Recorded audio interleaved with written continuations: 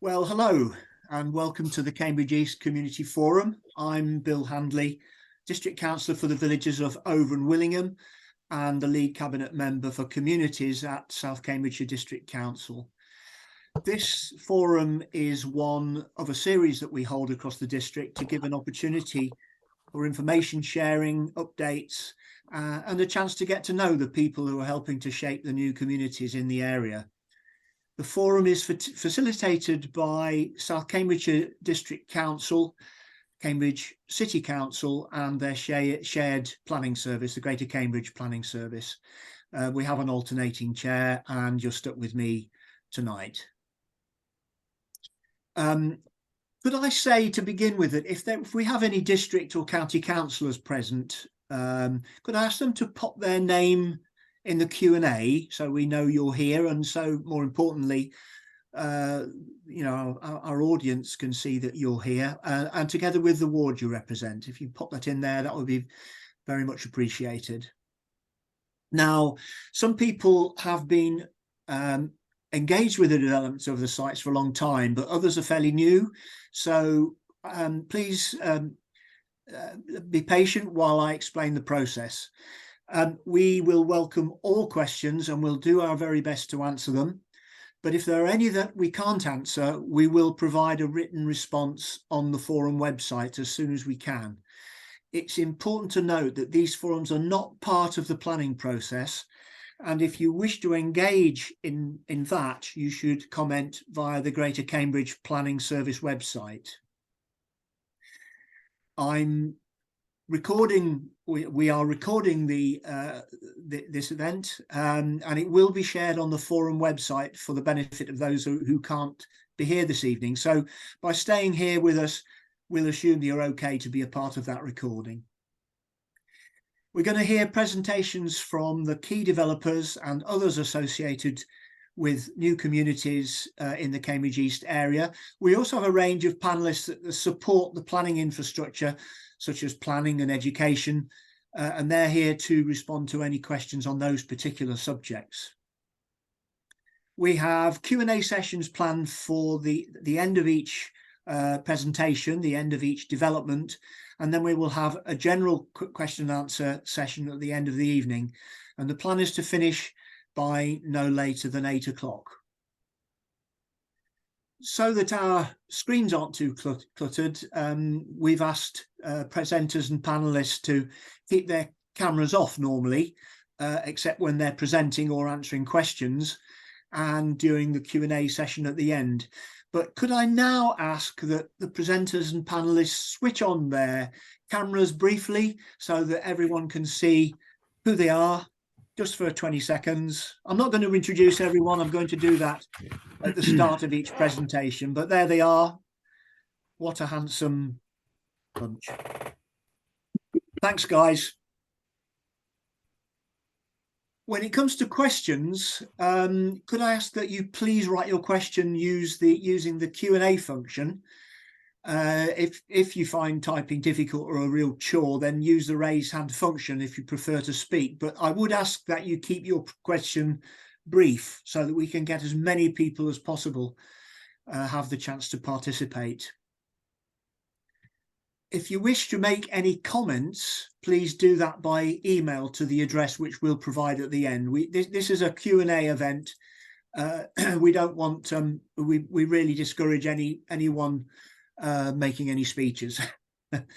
And finally, we will invite you to complete the online survey, which is going to pop up at the end, and we use your comments to shape the future forums to your needs. Okay, well, that's enough from me for the moment. I'm going to move to the first speaker, and the first speaker is Phillipa Kelly from the Greater Cambridge Planning Service. Phillipa, over to you. Many thanks, Chair, and thank you for the opportunity to provide a short planning update to this forum. I'm the Strategic Sites Manager for the Greater Cambridge Shared Planning Service, and I work on the delivery side of the planning team. I'm responsible for, amongst other things, taking forward development proposals and dealing with planning applications which have been allocated in the city and the district's local plans. And this includes the sites on the fringes of Cambridge, including Cambridge East. And as many of you will be aware, land at Cambridge East was identified for development in the Joint Council's Area Action Plan for Cambridge East, which was adopted in 2008. And since that time, the first phase of Cambridge East development has come forward, and the first phase is land north of Newmarket Road at Marleigh. And we'll shortly hear from the representatives of Hill who are developing this site. Planning officers from my team continue to be involved in dialogue with Hill. They're involved in advising on the development which has already been approved as part of the early phases, and they also provide advice on schemes which will come forward as part of the later stages of this development. Officers from across the planning service are also involved in monitoring the site to ensure that the development is taking place in accordance with the approved plans. And in this respect, we've recently raised with Hill a number of our concerns around the condition and quality of some of the landscape planting in public and private areas. And I've asked Hill to look into this and to provide details of the steps they plan to undertake to put this right. We do understand that in recent years, the weather has presented challenges to successful landscaping planting and establishment, and we'll be expecting that any agreed replanting will take place before the end of the current planting season. The other strategic site, which is currently being developed in Cambridge East, is land to the north of Hinton. Planning officers are actively involved in discussions with the Bellway Homes Partnership, who are developing this site, and we'll also be hearing from the developer team later this evening. Planning officers are working on a number of discharge of condition applications relating to the details of the development on land north of Hinton, and we're also considering a reserved matters planning application for the next phase, and that's 136 residential units. It's known as RMA4, and that application was submitted to the local planning authority in August this year.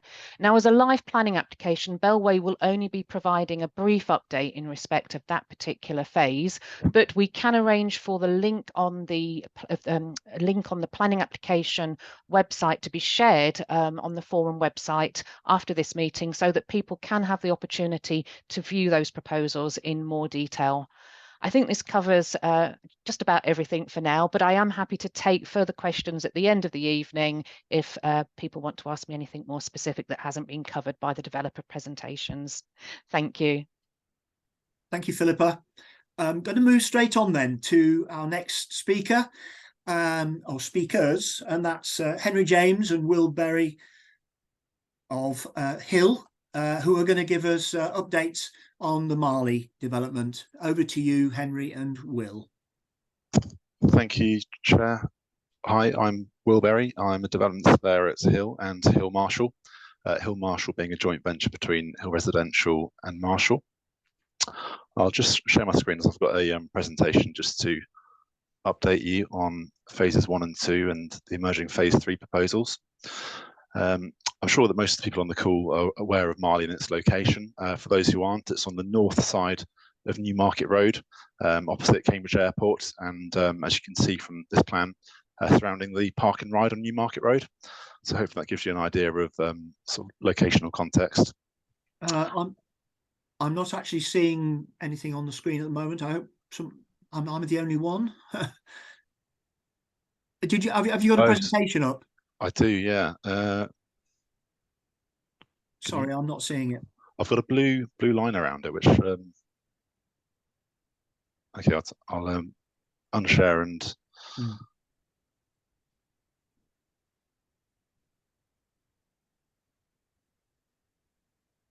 Okay, so that's better. Yep, perfect. Okay, Thank I'll you. try again. I'll go full screen.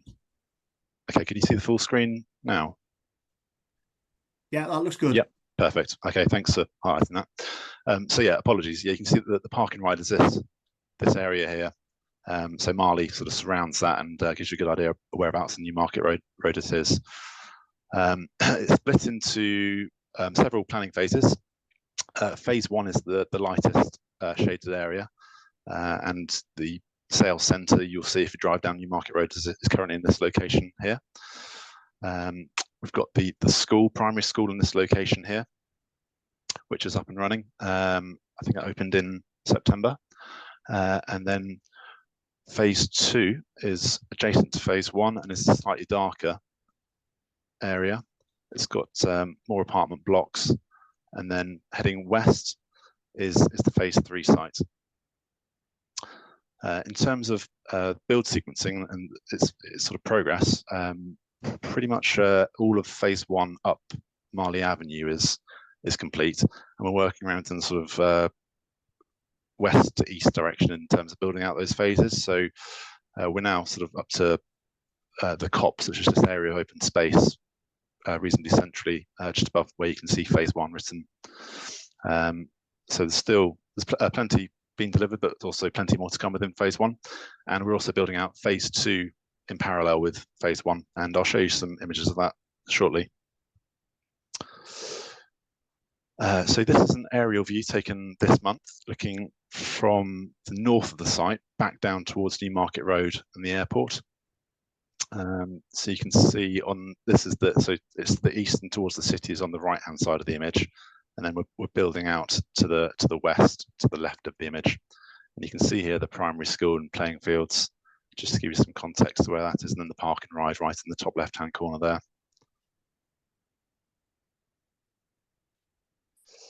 This is phase 2, looking from north, south from the north. You can see the local centre here as well. So this is the primary school land on the top left-hand side of the screen, and the hangar building there, the community facility. And you can see most of the houses in phase 2 are relatively well progressed, and there's going to be a really nice area of open space called the Titch in the centre of phase 2. And that's being the sort of SUDS features are being put in now for that. And the apartments to the north, just behind the massive logo I've put on the over the image, is where the apartments are being built. And they're relatively well progressed. The first apartment could be completed as soon as around 6 months' time, depending on winter weather, etc. And then this is looking northeast from the North Works. So yeah, you can see what's been built out and what's being built out in the order that we're building it in. And there's also some, you can see beyond this tree belt here, there's an area called the Plains, which also belongs to Marleigh. And that's where allotments, sports pitches, clubhouse, etc. are going to be delivered in the future.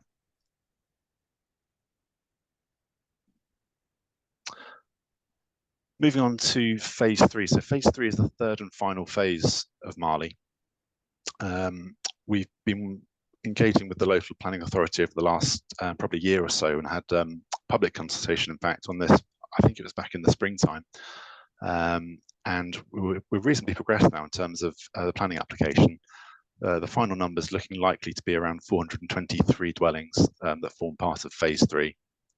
And in terms of how that's made up, we've got apartments down near Newmarket Road, which is part of the city character area, and more apartments over commercial space on the ground, commercial on the ground floor, and apartments above, which sort of it provides a really nice backdrop to Beta Park, the very large area of open space within phase 3. And then moving north of that, it gets you're into the town character zone, which is less dense, so less apartments and less height of buildings as well. So we've got 3- and 4-story apartments down by Newmarket Road, 3-story townhouses lining Beta Square, a 4-story apartment block in the centre of Beta Park, and then the rest is sort of 2.5, some 3-story housing lining Austin Street, which is the main road that runs through phase 3. Phase 3 is very rich actually in open space. We've got Beta Park, which I've mentioned. We've got this area here called the Stoop, which we hope will draw in the sort of woodland character of the edge and bring it into the Marleigh development. And it's also got this area here, which in the outline was envisaged as allotments and tennis courts. Following the engagement with the LPA, what this is going to be in the proposals is a community garden, which will have food growing elements to it, but it will be down to the local community as to exactly how it looks and how it's what's actually delivered. In terms of the tennis courts, they are still being provided, but up here on the plains. I'll just show you where. So they're going up here on the plains now, in this location here, to create more of a sports hub in the plains. So to give you a flavour of phase 3, it's quite hard to work out what it looks like from looking at a sort of 2D aerial plan. Got a sort of 3D image here, which brings it to life a bit more. Gives you a feel for the scale of the open spaces and the buildings around them. So this is Beta Park, and we're going to link Beta Park to Newmarket Road with a green link. So it almost feels like Beta Park starts as soon as you come off Newmarket Road. This is the stoop, this area here. And then we've got the community gardens on the west over here.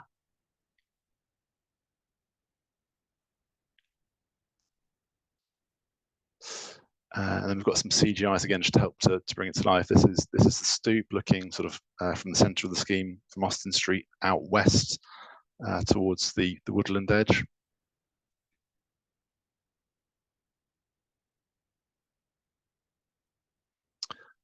This is a view of the community garden looking from west, from the west, the edge of the scheme, into the east, into the centre of the site.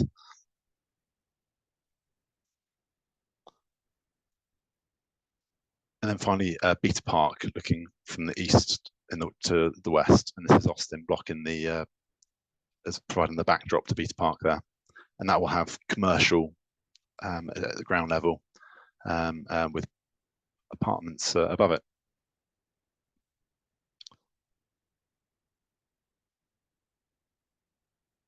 So that's really a quick whiz through. I appreciate it was brief, but I hope it gives you a good summary of sort of where we are with phase 1 and 2. Although I should have mentioned occupations. Phase 1 and phase 2, we've currently got 262 occupied homes across phase 1 and phase 2, Marleigh. So that's where we've got to. And I think that's the only critical bit of information I didn't provide earlier, so apologies. The next key milestone for phase 3 will be application submission, which we're hoping will be late November. And then that could potentially go to planning committee Q1, Q2 2024. Yeah, hopefully you've had a good look at the phase 3 images and can see the quality of the open space and the benefits it will bring. Should we move to the Q&A, Chair? Yeah, okay.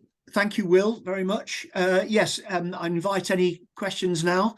If you could type them into the Q&A box. I have one question for you, Will, from Valeria M. And I'll read it to you. As a Marleigh resident, we have concerns on the status of some phase 1 elements not delivered to standard and in time. The landscaping quality and the delay in the handover of Gregory Park being one of them. It would be useful to know what concerns have already been officially raised by the planning officers and the plan of action with deadlines.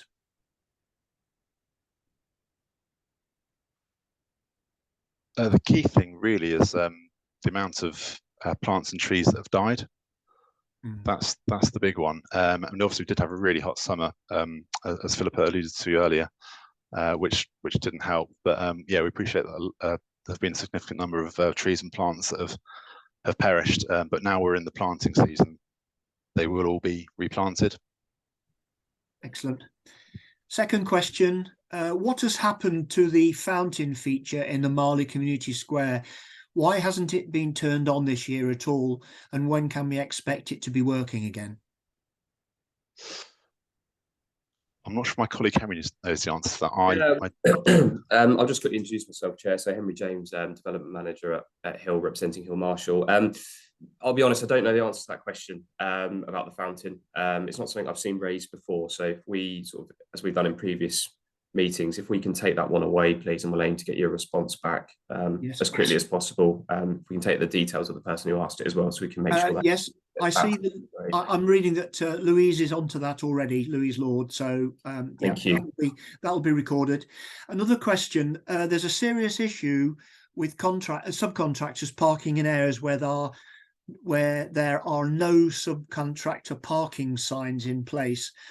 Subcontractors cause obstructions, park over garden beds, cause blind spots on street corners, and litter the roads. Despite the issue being raised several times by different people to customer services, it's been ignored and no action is being enforced. Can this issue be resolved, please? Yeah, I think that's a fair comment. I have seen this complaint before, and we do continue to reinforce with subcontractors on site in terms of where they should be parking and their sort of general behaviour. So yeah, we will continue to sort of reinforce that message, and I'll speak with the customer care team to understand if there potentially is a different way we can approach this if the issue is not getting resolved. Okay, let's hope we don't have to review that in January. March. Right, just bear with me. We've got quite a lot of questions. I've got one from Katie Thornborough. She's a city councillor. I think the allotments in phase 3 are important and provide an important opportunity to residents. At Clay Farm, there are both a community garden and an allotment. They provide different functions. Why do you think that allotments are not required? There will still be allotments delivered as part of the planes in the north-east corner of the site. So there are still allotments being provided as community gardens as well as allotments. And the community garden will have a food growing element to it. Okay. I've got another comment on the Gregory Park. I'll paraphrase. She's saying that it's largely overgrown, far too many weeds and not kept tidy. So I think that's a point that she wishes to make to you. Probably not really a question. The landscaping. Another question: landscaping company laid turf on a day when it was 30 degrees and there was no watering. This person is saying it's a careless contractor that needs to be looked at. And needs a. I think again that's another comment rather than a question. Right, this one probably. Oh, sorry. This is. My questions are jumping around. Yeah, is there anything Hill are planning to do regarding antisocial behaviour reports that we have been raising, including break-ins to the buildings that aren't yet occupied?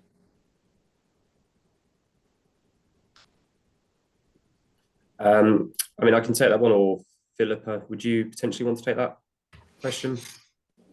I think this is probably one that's best answered by Louise from our communities team. Okay. I think she's available to respond this evening. Yeah, sure. I mean, this is antisocial behaviour is a really complex issue, and it's of course something that the council is working on with partners, but it requires a really kind of wide community contribution from everyone. And in terms of antisocial behaviour, generally speaking, where it's really important that all residents and anyone on site knows how to report it, so that ourselves and the police can build up an accurate picture of what's happening, and make sure that we get the right resources to it. We also need to make sure that anyone who's regularly committing antisocial behaviour gets the resources they need to kind of find better choices. So we've got a really wide network of stakeholders who can help with that. The other thing is trying to make sure that we, as a community and a council, and again everyone concerned, is finding ways to engage and connect with.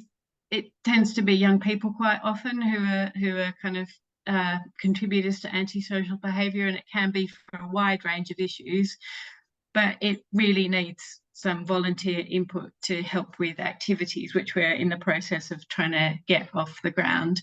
And of course, it is also important to make sure that buildings are secure, so it's not easy for people to break in. So it's a really wide range of issues. It's not something the council can address completely on our own. It needs a really broad and wide input. So I hope that answers the question.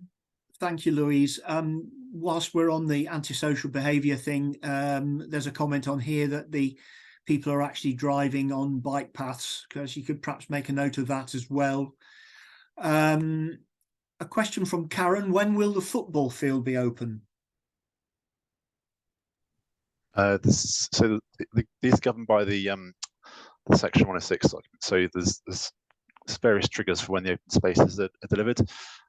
The senior pitches, I believe, are the 400th occupation, and I believe the junior pitches are the 800th occupation.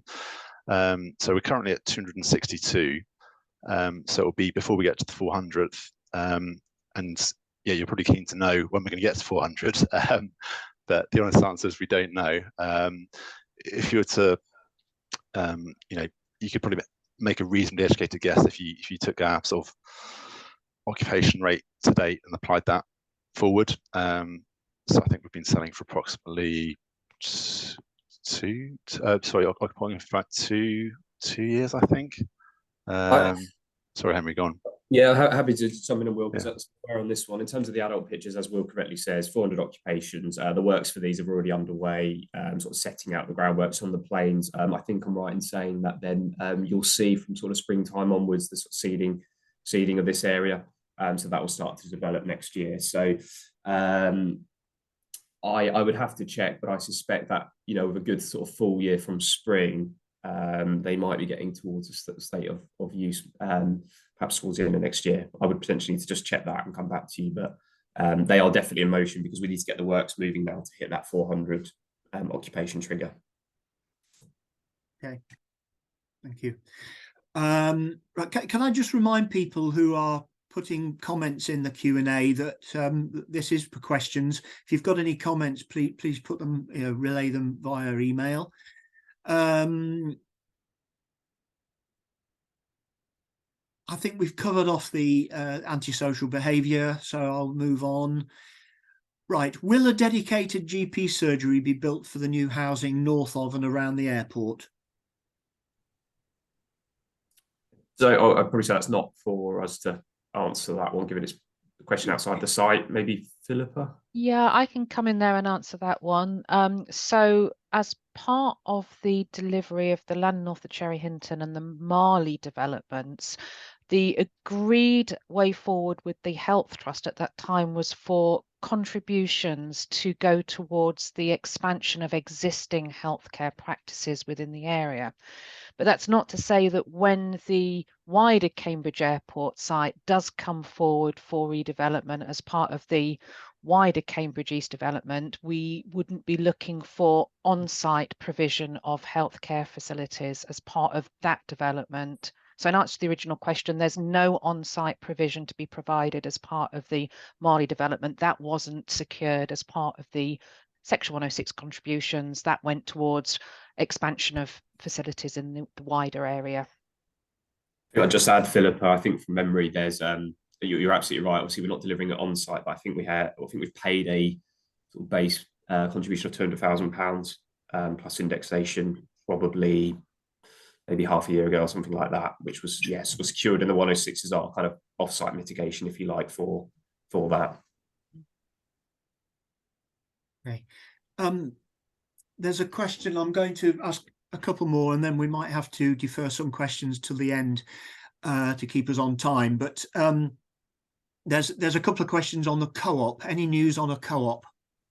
Yeah, I think I'm happy to take that. I think, like like everyone, local community, we're very, very keen to see the co-op come forward and open. It would obviously make a really positive addition to the community in Marleigh. I do have to sort of just be clear that Hill Marshall, whilst we're in contract with the co-op, we're not the ones driving the pace of that that shop opening. That's, you know, really beyond our control now.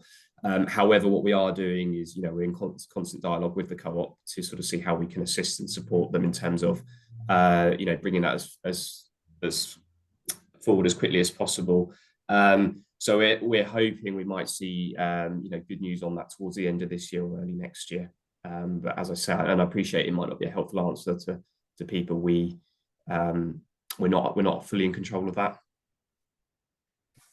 Okay, I'm going to move on. It's 6:30. Thank you for all the questions. There is, just so that I would say that there's quite a lot of comments coming through. People are clearly concerned about antisocial behaviour, and I think we need to, communities team, I think we'll perhaps have a chat about this. I've got a raised hand from Louise. Yeah, sorry, I should have said before, I was trying to juggle helping a presenter into the meeting with answering a question, and I shouldn't attempt multitasking, can't do it. But what I meant to say was, I'm hoping that, I mean, I've been told that PCO colleagues have been around the estate and have been around Marleigh and put leaflets through people's doors on how to report. But it might be that those haven't been received, so I'll put that information on the forum webpage, and also speak to colleagues to make sure that it's visible on site as well. Thank you, Louise. So let's move on now to land north of Cherry Hinton. We have David Fletcher and Tom Kendall with Ulrich Van Eck of Bellway available for questions. So over to you, David and Tom. Great, thank you. I'll just share my screen.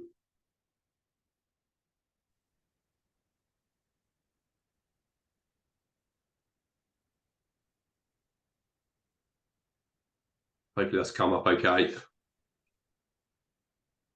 So yeah, thank you. I'm David Fletcher. I'm planning consultant from Stratton Parker. We've been working on land north of Cherry Hinton for the last 3 years now, and working with Bellway Latimer.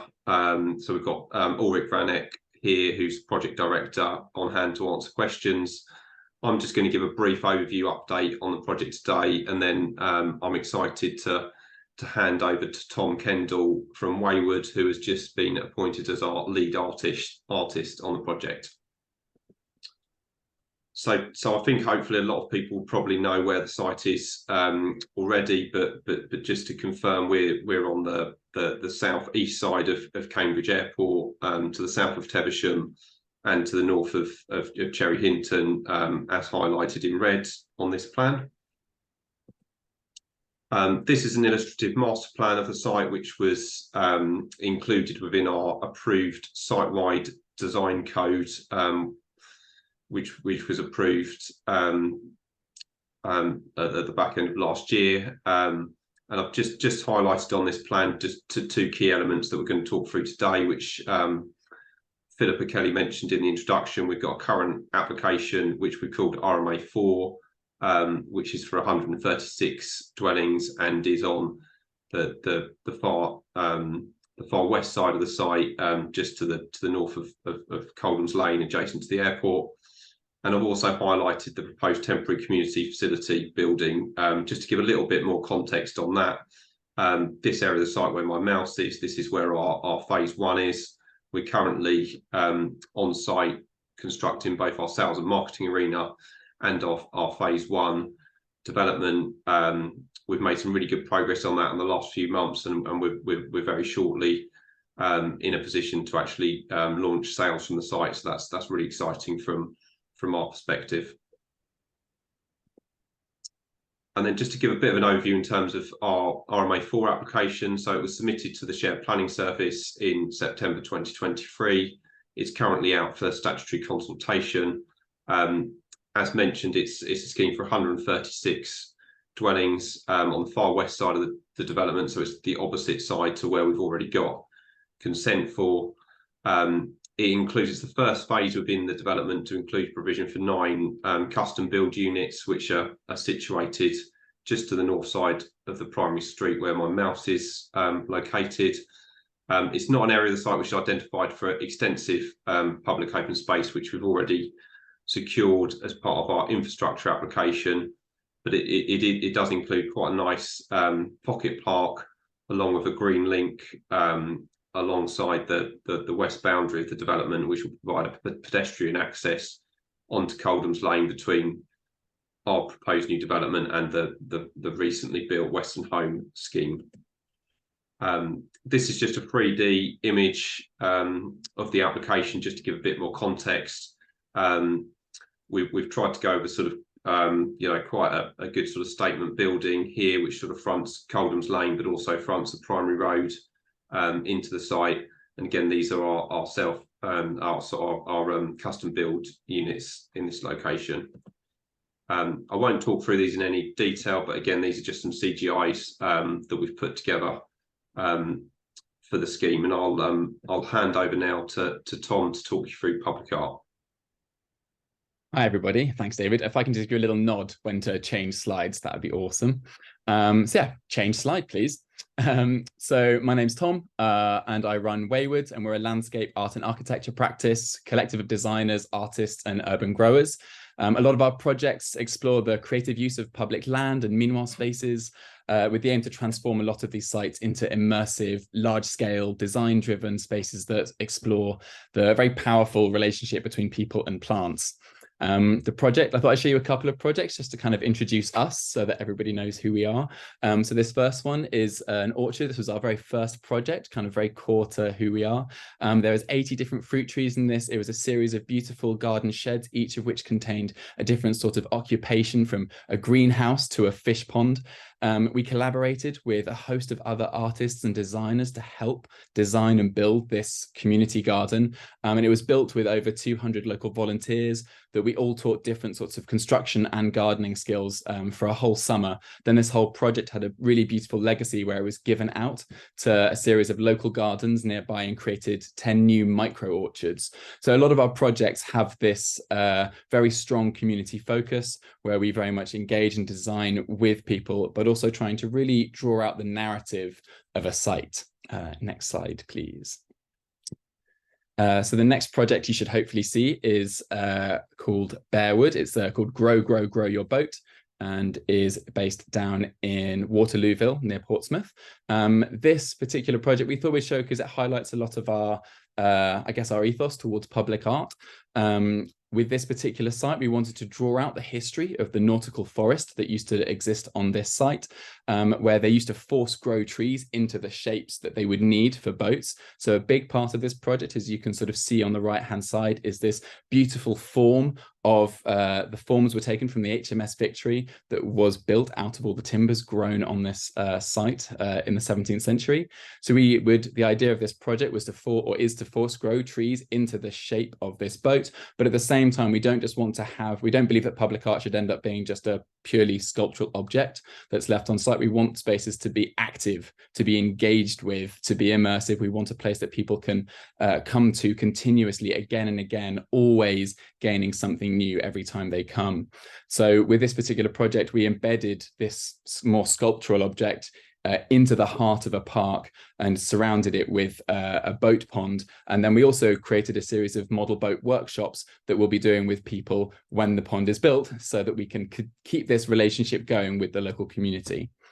Next slide, please.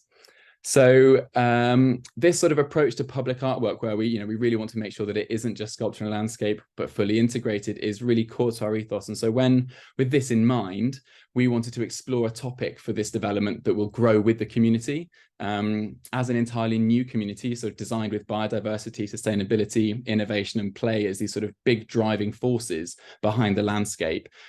We wanted this space to be a sort of a place of collective experiences and adventure and connectivity.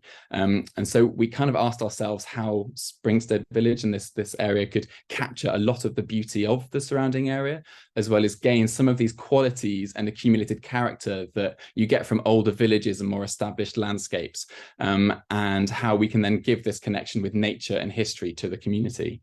So our answer for this was the idea of the hedgerow, this iconic feature of the British landscape that's very much ingrained in cultural and historical fabric of the countryside.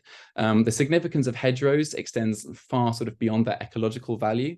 So next slide, please. It creates wildlife corridors, refuges, cleans our air, captures carbon, reduces flooding. They're very culturally, historically significant. And the British hedgerows, they kind of teem with this vibrant life, serving as vital conduits that connect landscapes and play a crucial role in combating the decline in biodiversity and addressing challenges posed by climate change. And they're also one of our last remaining connections to the original wildwood that have once covered England. Next slide, please. So there's over 400,000 kilometres of managed hedgerows across the UK that delineate our spaces and line our roadsides and pathways. They also, they define a lot of boundaries within spaces, and they create senses of enclosure, privacy, sort of creating transitions from open countryside into the intimate spaces of a village. And so these ancient strips of woodland that date back hundreds of years in some instances are these amazing overgrown spaces full of opportunity, and their magic kind of really comes when they start to spread, refilling empty fields with wildlife and play. Next slide, please. So we see these hedgerows as a conceptual starting point and an organizing principle that will shape the approach to public art and nature and play across this village. I personally grew up on a farm playing in hedgerows and building hedge houses. So rather than tree houses, I would build hedge houses and then go foraging with my grandma for berries and things. And from this sort of sense of adventure and personal sort of joy with this, we believe that this idea of the hedgerows gives a great opportunity for a huge range of approaches. So yeah, David, if you could sort of flick through the next few quite quickly. So hopefully what you sort of see here is there's opportunities for theatre, nature trails, this idea of playing with boundaries and borders, amazing senses of how we might build pathways, integrate into wetlands, build hedge houses, how these spaces might become follies within the landscapes. So the really beautiful, irreverent moment that can bridge communities and create beautiful growing spaces, connecting spaces, amphitheatres, tunnels, slides, forts, beautiful new bridle pathways that all start to create this amazing sense of sort of childhood nostalgia, connected communities, whilst also embedding everybody within hopefully quite an educational landscape, somewhere that people can learn from it and interact with it and work with it as well. If you could skip to my last slide of the engagement. So we haven't started, you've seen a few sketches there, and hopefully people kind of like the idea of some of those. We're just sort of starting to get this ball rolling though. So we've only done this early sketching, so we're still trying to grapple with this bigger idea. But as I said earlier, we really want to engage with the community on this one as well. And so we're coming up with a range of activities and workshops to work with people. So there's a series of early engagement strategies that we want to look at, where we might host things like hedge house design workshops, create a series of natural toolkits to go on woodland walks in the surrounding area with you, the community, so we can sort of actually get to understand the landscape from your perspective. We have a whole host of other things like unlikely animal workshops, where you create weird and wonderful hybrid animals and then create design habitats for their future, and they can translate really beautifully into play structures. We also want to do some one-to-one workshops, so drawing and building models at a one-to-one scale to create dens and explore this idea of how art and play and nature can all really kind of come together. We also have some longer term engagement planned as well, not just short, because we want to maintain a really long-term relationship as artists with the landscape and with the community. So we want to continually sort of host a series of nature walks on different topics, from habitats, foraging, hedgerows, that might end hopefully with some wonderful campfire conversations. And then also create this idea of the hedgerow handbook that would be a sort of almost an almanac that people can constantly refer to, filled with local recipes, remedies, drawings, ideas, stories all about and around the hedgerow. And hopefully we'll also be able to conduct some hedgerow workshops where we'll actually get to teach the local community how to tend and lay hedges and forage in them as well. So sorry, I talk quite fast, so hopefully that gives a pretty good overview of what we're planning. But yeah, our main plan is to approach the idea of public art and nature through this idea of hedgerows. Thank you. And back to David. Thanks, Tom. That's great. Just move on to our last slide.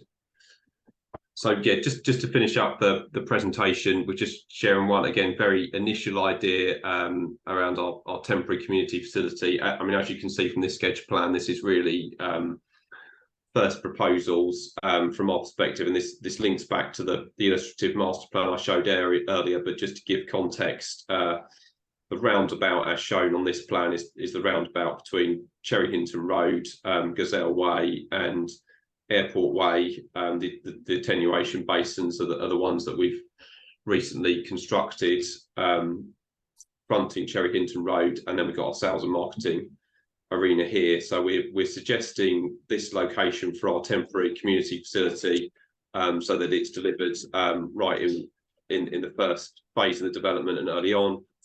It will be a temporary community facility with a permanent facility being delivered in the heart of the development, as part of our local centre, but we're looking including so it'd be a new building which include a meeting room, kitchenette, buggy store, one-to-one room, a toilet with some area for parking and cycling. But so this is very much first proposals that we'll be working up in more detail and with the shared planning service over the coming months. And that's the end of the presentation. Very happy to take any questions. Thank you, David. Thank you, Tom. Right. Do we have any questions?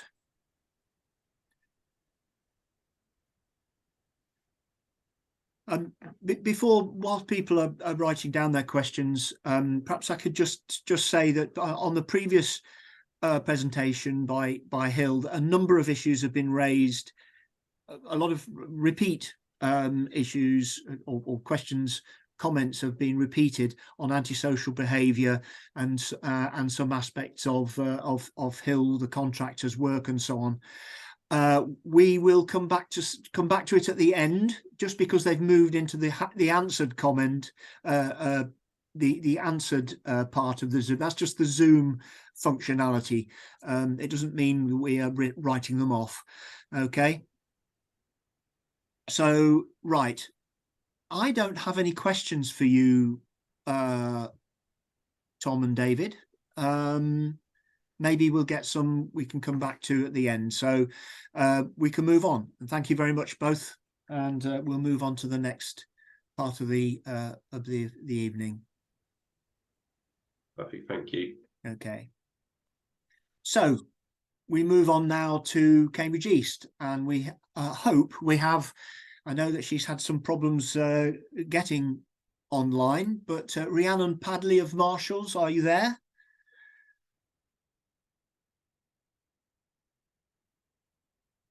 Ah. Hello. Hello, Rhiannon. Is it working? The floor. Thank you. I'm pleased you've overcome your technical problems. Rhiannon, you have the floor is yours. Oh, thank you very much. And yes, I've had a few technical issues, so hopefully this works. But let me know if you can't hear me or whatever else. So in our last meeting, I updated you and invited you to join the first round of engagement on the Cambridge Airport site, which is a development that we are calling Cambridge East at the moment.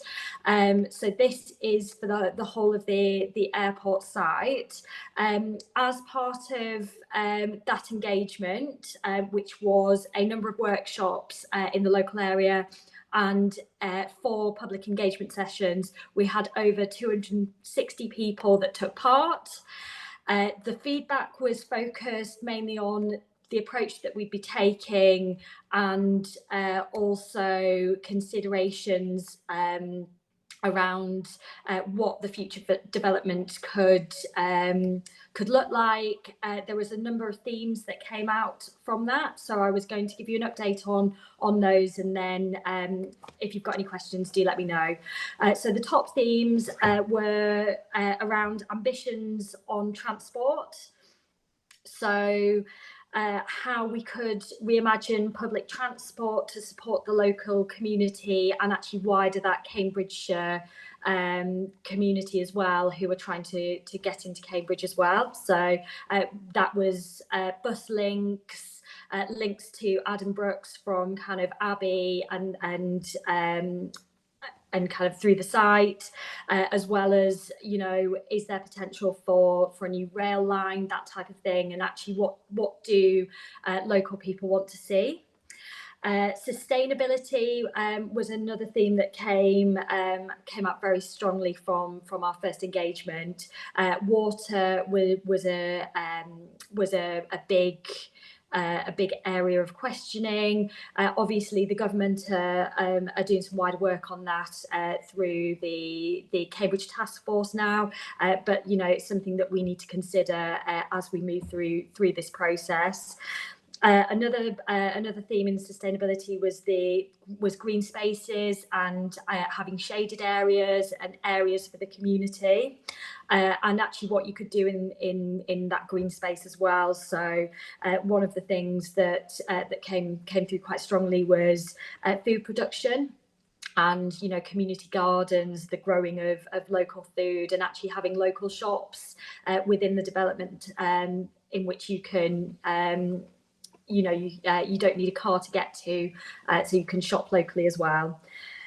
The third theme that came out very strongly was using the development as a cultural district, so having it as an area for independent shops, the creative industry to thrive, as well as is there an opportunity for theatres, dance studios, cinemas, cultural attractions to bring people into Cambridge, but also for local people as well. Community value also came out very strongly. So social spaces, cafes, community centres, maybe pubs, things for people to meet and socialise. Local services, so schools, GPs, dentists, surgeries, all that were questions were asked of whether that would be included in the site. I know that there was comments earlier about that is something that we could look to do and look to think about in the Cambridge East site. But on top of that, also banks, post offices, local shops. So there are amenities around for the whole of the community. As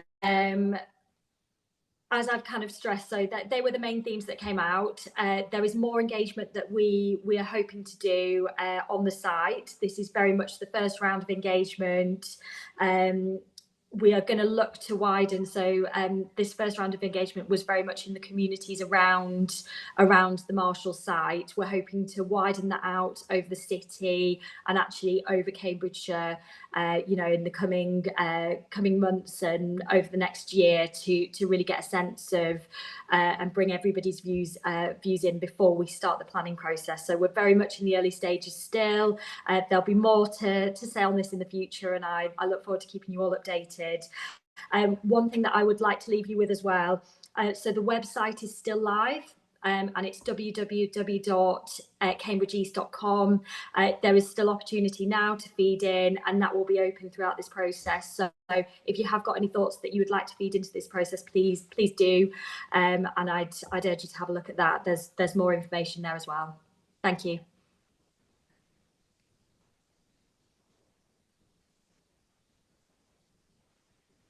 Thank you, Rhiannon. Sorry, couldn't find the on button. Right, do we have any questions for Rhiannon, please?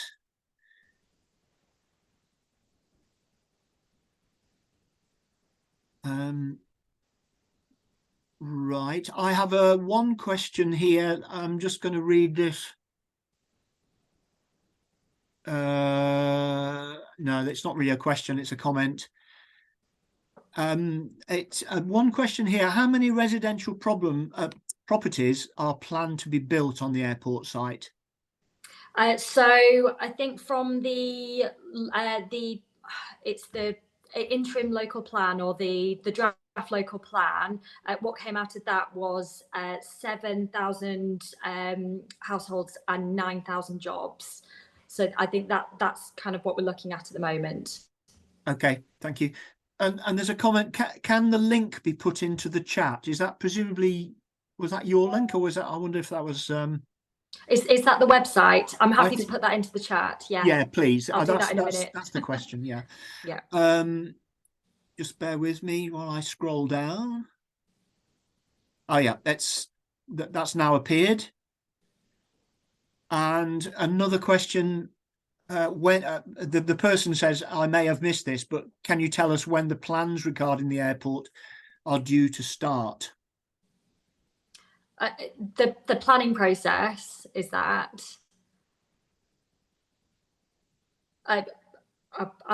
so we haven't actually got a timeline for that at the moment. So we're working on we're very much in the phase of engaging with the community at the moment to feed into any planning application that we may put in, but there isn't a timeline on that at the moment.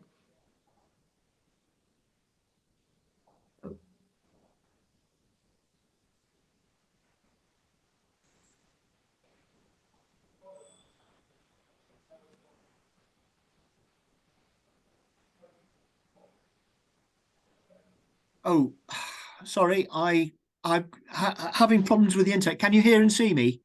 I can, yes. Yeah, did you get my last answer? I'm sorry, I just dropped out completely. Luckily, I've got back again. Right, just bear with me. I've got a couple of questions to cover. Yeah, talking about water shortage issues being addressed as part of the allocation. I don't know if that's specific to you, or I don't know if Phillipa can chip in. Is that one you can answer? I think it's probably best. It's more of a strategic nature that I'm happy to answer, if I may, Bill. Yes, please do. Please do. Absolutely. So yeah, this is an incredibly topical issue at the moment. Really important issue is the availability of water resources. Will there be sufficient water for planned growth and future growth in Greater Cambridge? We're doing an awful lot of work at the moment. Our officers are working with the various stakeholders, including the Environment Agency and Cambridge Water.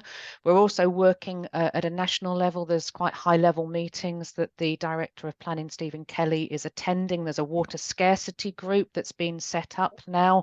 So there's a lot of ongoing work being undertaken, a lot of detailed calculations and modelling work being undertaken by the various technical experts to understand what the extent of the issue is, and to be looking at future growth and how we can ensure that water comes from sustainable supplies. And critical to that will be ensuring that future development has the most water efficient measures possible that it can possibly have. So you know, you may be aware that in new development at the moment, the local plan looks for a provision of, I think it's 110 litres per person per day water efficiency standards. We'll be looking for developers to go even better than that. So this is work in progress at the moment. So we can't answer the specific question yet, but we're certainly working towards looking into this as part of our ongoing work at the Shared Planning Service. Thank you, Phillipa. I think, Rhiannon, that's every question we've covered them all off now. Thank you very much indeed. Thank you. Thanks. So we move on now to Dr. Paul Harvey, talk about the LSEL. Paul. Good evening, everybody, and thank you for allowing us to present to you this evening the proposals for land at Coldham's Lane. I am just sharing my screen with you now, and I'm hoping that's coming through. Yes, you can see that. And if I now go to full screen mode, I hope you can now see that as a full screen. Yes, indeed. Brilliant. It's working. The technology works. We're good. For the moment, at least. Well, good evening, everybody, and thank you very much for allowing us to present to you. I'm going to run through the slides with the project team who have joined us this evening, and I'll introduce the team members as we go through the slides. We hope this provides the information to begin a conversation or to carry on the conversation around the development being proposed for land south of Coldham's Lane and our innovation district. Firstly, could I introduce Stewart Kain, who is from Mission Street, who will tell us a little bit about who Mission Street are and talk us through the first set of slides. Stewart, would you like to join us and then introduce who Mission Street are? Yeah, thanks very much, Paul. Can you hear me? I've managed to come off mute. Fantastic. Hi, everybody. I'm Stewart Kain. I'm one of the development directors at Mission Street. For those of you that don't know, Mission Street, we're a developer, but we're also an investor and asset manager. And all we do is life sciences and urban innovation projects. We're not a speculative developer that does residential in some areas or office in another. This is all we do. As such, if you go to the next slide, please, Paul. As such, we are largely focused in and around the sort of the areas of educational excellence. So not surprisingly, we're already doing projects in Cambridge, but also in Oxford, and we've currently got one in Bristol. This particular project is the largest in our portfolio so far. And what we're trying to do, next slide, please, Paul. What we're trying to do here is with an opportunity of the size of scale of this, we think that we have the ability to sort of create a globally significant science destination, but you know, in difference to, you know, maybe science, somewhat be science parks of old, we truly want to and believe we can actually integrate the actual real estate within the local area, and actually make the place obviously great to do wonderful things and discover wonderful things through innovation and science, but also to interweave the landscape through the landscape and the buildings into the community and provide facilities, so we actually become part of the community within which we work. If I think I can probably hand over there to Andy, our planning consultant, to give a little bit of policy context. Thank you. If I could do Andy Fisher, who's from Stantec, who is the planning consultant team on the project with us. Andy, could you talk to us about the local plan, please? I will certainly do so. Good evening, everybody. I hope you can all hear me okay. Just to say, I think that the proposition that we're coming up with, the starting point for that is clearly the local plan, the adopted local plan 2018. And the site in question lies within the south of Coldham's Lane area of major change, which is identified under policy 16 of the adopted local plan. And you can see the plan on the right hand side there that identifies that area with areas marked A, part B, which is just to the south of Coldham's Lane, and then the lakes area that is the third component of that.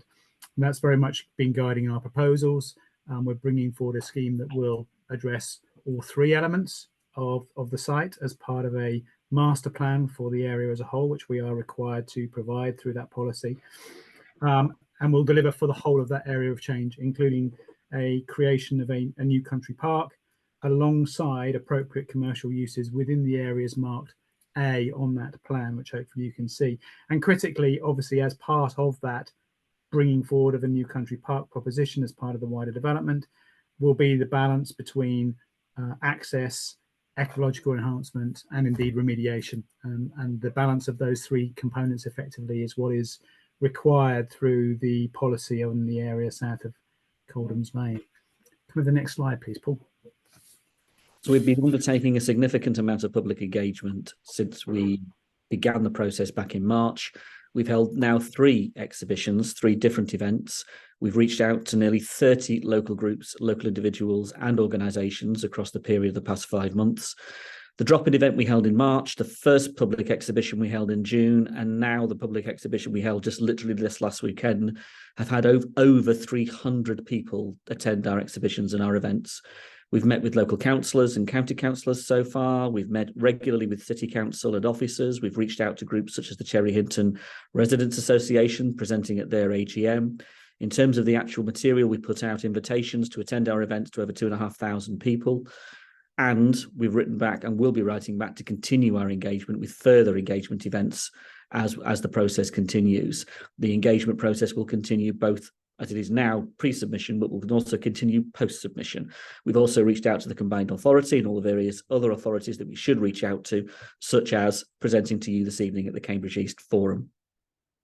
If I could hand over to Darryl Chen from Hawkins Brown, they'll talk us through the architecture and the specifics of the proposal. Darryl, could you join us and introduce the proponents more specifically? Good evening, everyone. You can see the proposal application red line includes parcel A and parcel C. Parcel B is also subject to the section 106 of this, and it's critical that those three parcels come together to form the urban country park, which has been spoken about in the policy, and we've interpreted in the presentation that you'll see in the next slides. And it should be said that each of those parcels realizes a different aspect of this kind of fusing of urban living and, well, urban life and country living. So next slide, please. Parcel C, which takes in two of the lakes, which are south of the rail line. The main interventions here are to open up these lakes so that there's greater access for the public to enjoy. This includes the upgrade of a circular route around the western lake for cycling and pedestrians, the opening up of new entrances from the Tins so that the way in to parcel C and around the lakes is better signposted and has some facilities like bins and cycle stands. And there will also be a nature trail that will lead to a nature reserve, which is next to the easternmost lake. Next slide, please.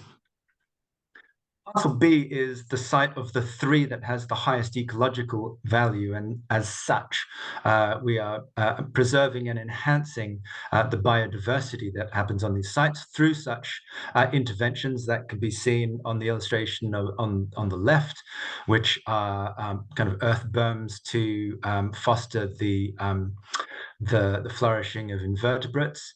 And we're currently discussing what kind of managed access might occur to this site in order that some people can enjoy it, but balancing that with the needs of the ecology.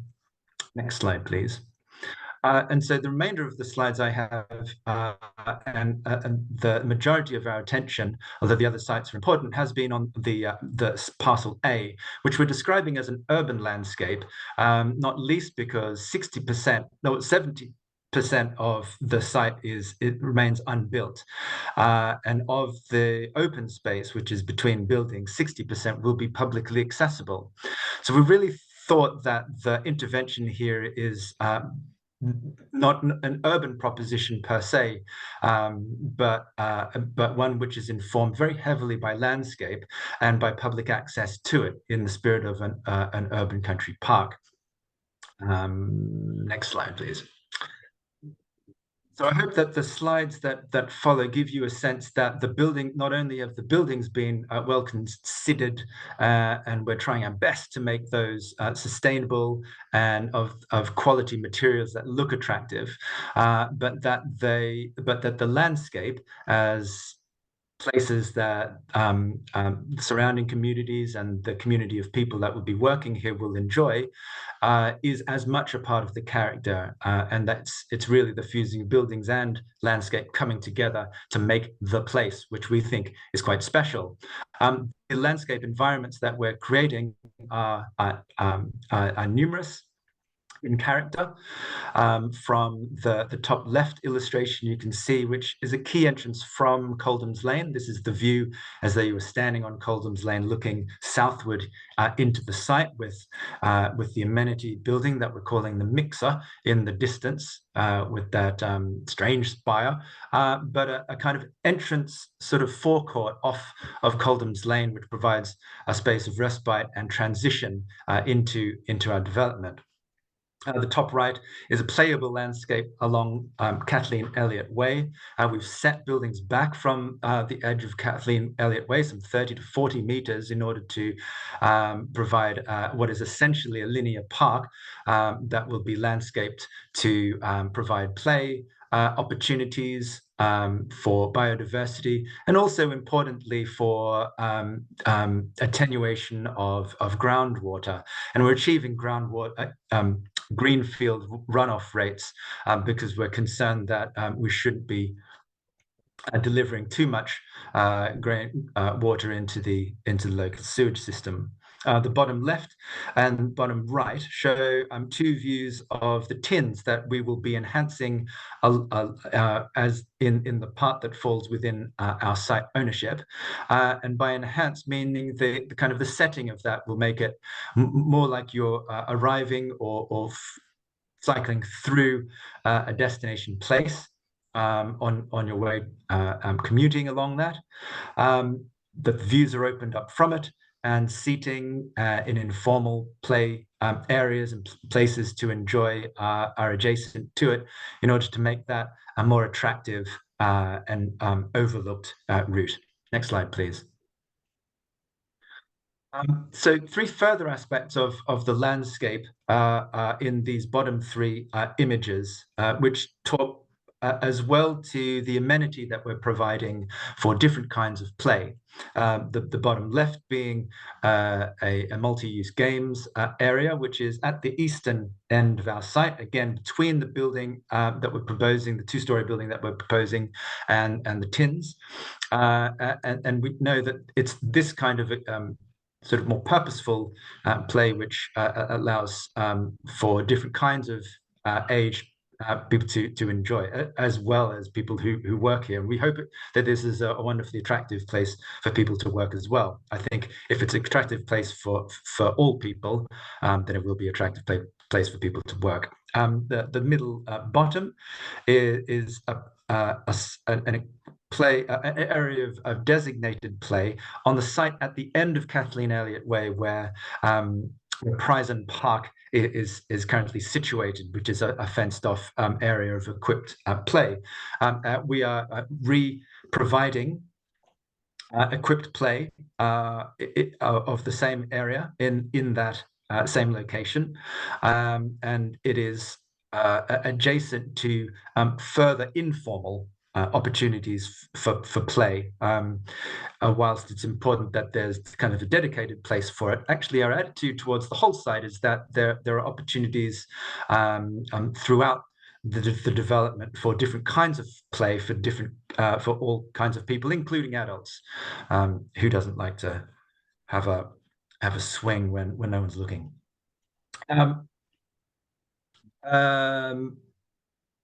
So the application is a hybrid. The dotted line is what you can see proposals which will be submitted in outline, and the full line indicates the extent of the detailed applications, and that's buildings 3, building 4, which is the travel hub, and the amenity pavilion, which we're calling the mix-up. Next slide, please.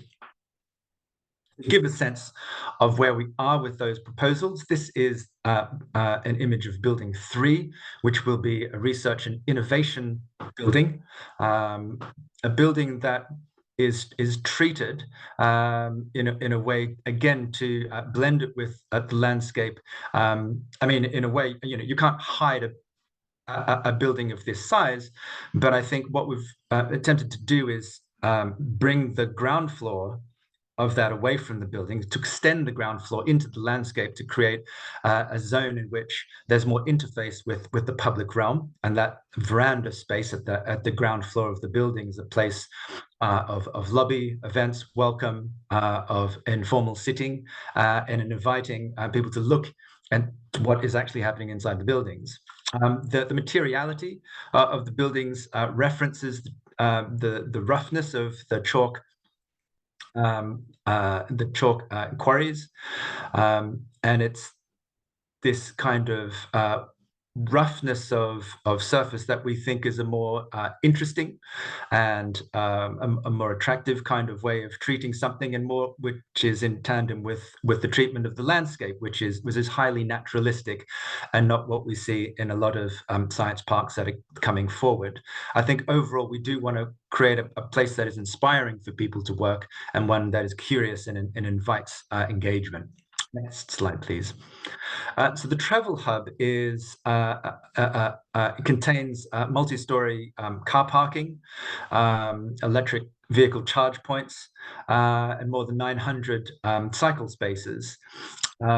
We hope that it is and we certainly plan for it to be a a state-of-the-art end of pioneering, or certainly kind of a precedent-setting end of journey facility in the provision of lockers and showers, and to over the life of the development to bring about a more of a modal shift of people arriving by more active modes.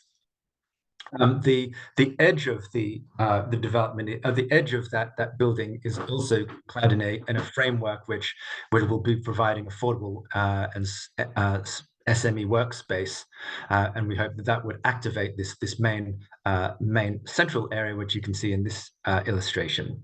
So the mixer is that reddish building. This is the amenity hub, and it will contain a cafe, an auditorium, community space for up to 200 people to be seated at any one time.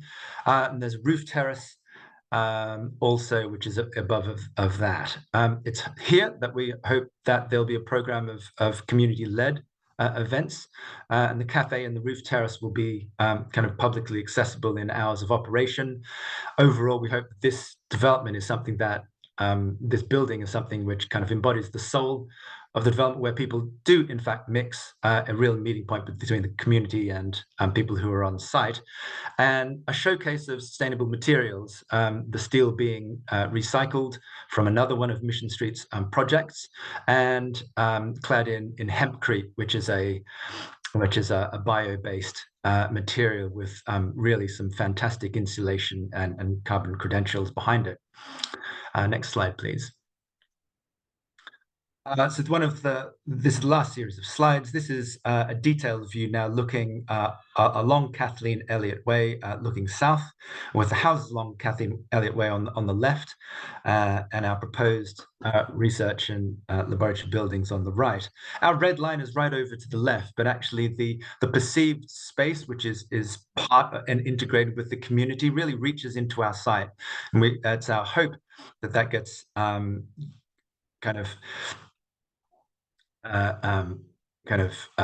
was going to say adopted. It's not a formal adoption, but it's sort of it's kind of owned by people who live and work in the area. It having all of those opportunities for play and respite and recreation.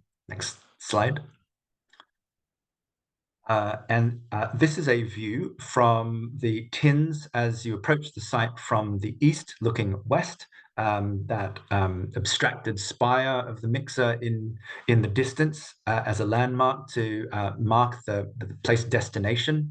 But the environment along the tins enhanced and opened up so that there are kind of landscape opportunities just off of the tins and between the buildings, views to the distant hills. Next slide. And if we just cycled on or walked a little bit further on, you'd get to the place where the site of Prison Park is now. This is the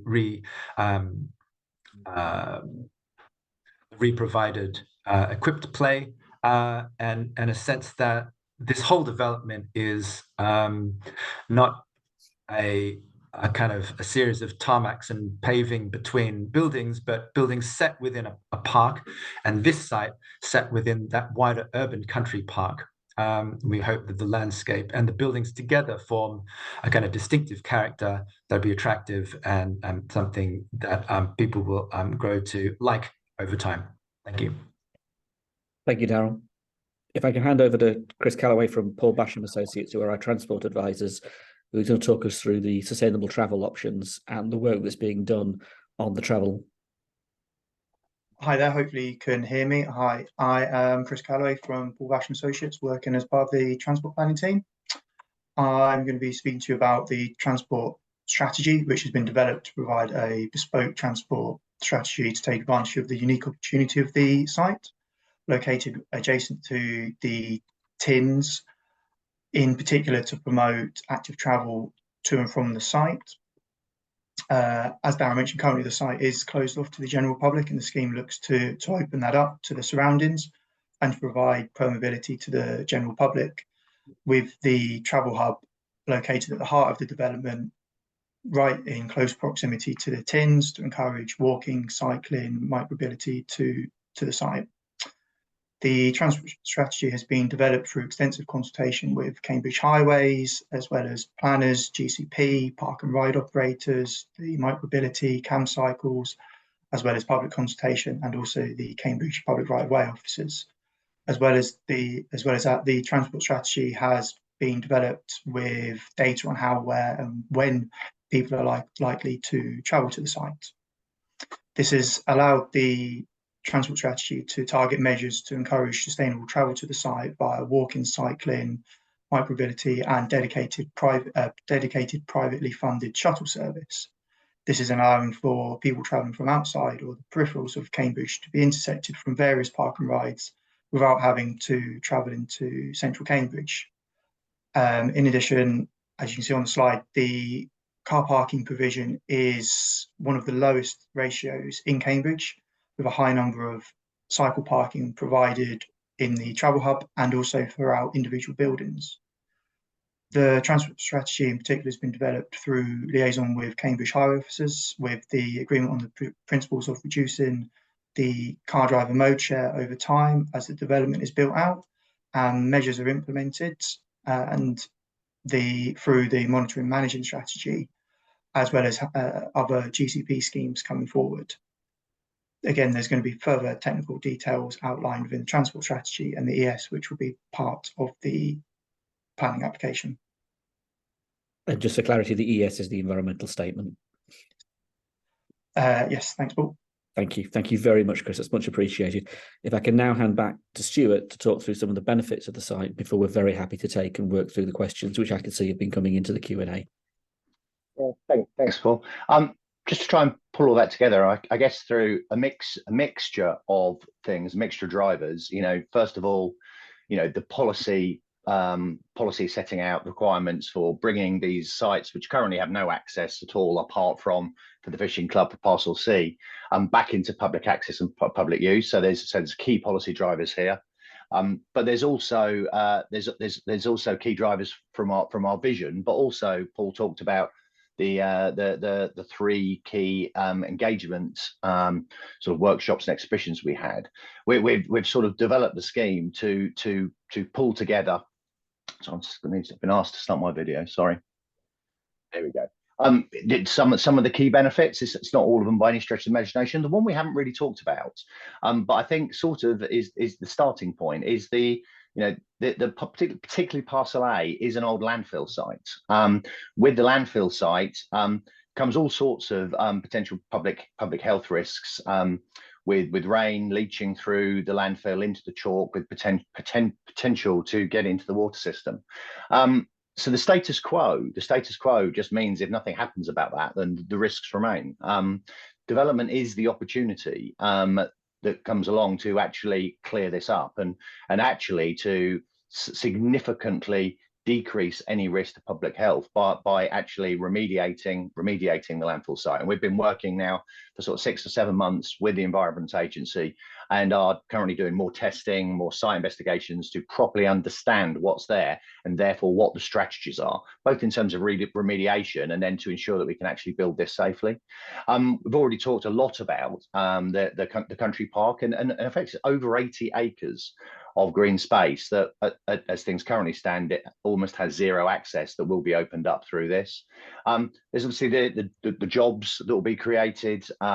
There's 4,000 additional jobs, nearly pretty much half of those Greater Cambridge. We will be mandating something that we did on one of our Oxford projects, and that's mandating the local living wage. So here we'll be mandating the Cambridge living wage. And by that, we don't just mean people who we employ in running the site, but we'll be ensuring that that is rolled out through the leases for any of the occupiers within our buildings. They'll only be able to take space in those buildings if they do the same thing. In creating the landscape, particularly again on the Parcel A, we are obviously re-providing the Prize and Park play space. But on top of that, we're actually not just re-providing that, but we're increasing the amount of formal play space by over 300%. And we're trying to do that in a location that sits well with the mixer. The mixer will be where the community facilities are. We see all of that as being a hub that's, you know, during the weekend when it's less busy for as actually an employment space. There'd be things like, you know, it could be that summer theatre, summer cinema, farmers markets, lots and lots of ideas about how we can actually engage and use what we think is a great space to be enjoyed by the wider community. Part of that is as well is we're taking an approach to public art slightly differently, I think, from the more traditional approach of commissioning art that finds its way into the development. We're actually looking more at we're really interested. Everything starts with science for us because that's all we do.